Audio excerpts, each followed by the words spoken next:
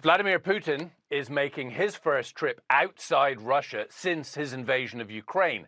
The Russian leader will visit Tajikistan and Turkmenistan. Joining me now is Matthew Schmidt. He is a professor of national security and political science at the University of New Haven. So, first of all, Putin going to Tajikistan, I mean, what does that tell us about what he is trying to project to the world? That he's not alone, that he can go to Tajikistan?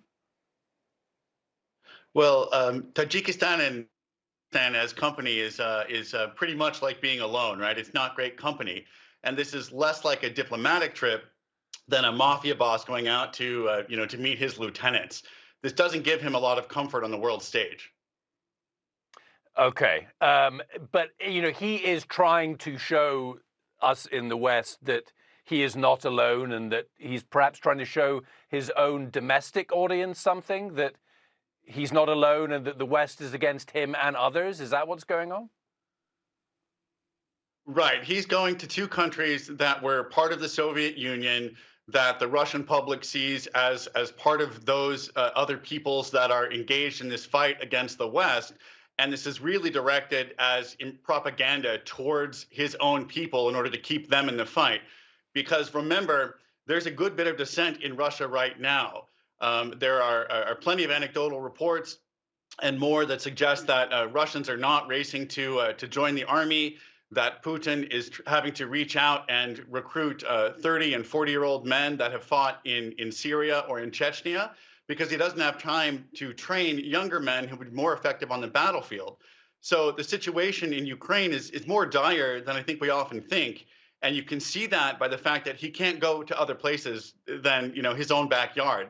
Tajikistan and Turkmenistan are not going to buy more oil, to give him more money, to build more weapons, to train more people. And speaking of oil, I mean, there is now talk from the G7 of putting a price cap on Russian oil and, of course, extending the sanctions that are already in place, Russian gold, etc. I mean, is that going to have any impact, or is it going to have any impact quick enough to make a difference in Ukraine? I think that's exactly the question. War is about tempo. It's about time. And what they're actually talking about doing is mandating that the level of insurance that can be provided on the price of a barrel of oil is less than, say, $100. If they drop that mandated insurance, that replacement cost to $50, then eventually world buyers will demand that Putin can only sell that barrel of oil for a lot less than it costs him to produce it. But that takes a lot of time to take effect. And in a war, you need to have the weapons and the ammunition and the money to train people now. So if the full effect of these sanctions takes a year to bite, then Putin's still able to operate and still able to produce these things between now and then. The real question on the battlefield is how they're going to regenerate forces, both on the Russian side and the Ukrainian side. President Zelensky was saying today that he hopes that this war will be over before winter sets in, before the end of the year. I mean, is that at all realistic?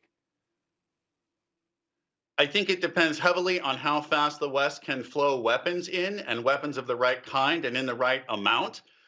One question we don't know is how many fighters that Ukraine can put on the front lines. The last verifiable numbers we have is 50,000 from the start of the war.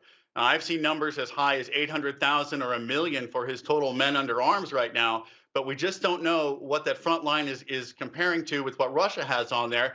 And we don't know about how well these forces are training.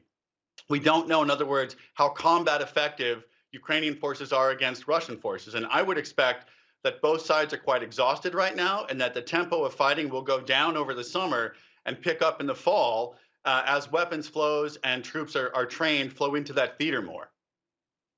And finally, I just want to ask you about the G20, which is going to be taking place in November in Indonesia. Yeah. The Indonesian president has invited both Vladimir Putin and Volodymyr Zelensky. How's that going to play out? Well, the other G19 aren't happy about it. This gives Putin a chance to stand on the world stage, to play that propaganda back to his people and say, look, I get to be here with all the other, big important states, and I get to control what's going on in the world. I get to control the narrative. I get to show that Russia is great again, right? That Russia has power. And so it's a bit like having a skunk at the party, and Putin's very excited about that, and the rest of them are not. Matthew Schmidt, thank you very much for your time. My pleasure. Still to come.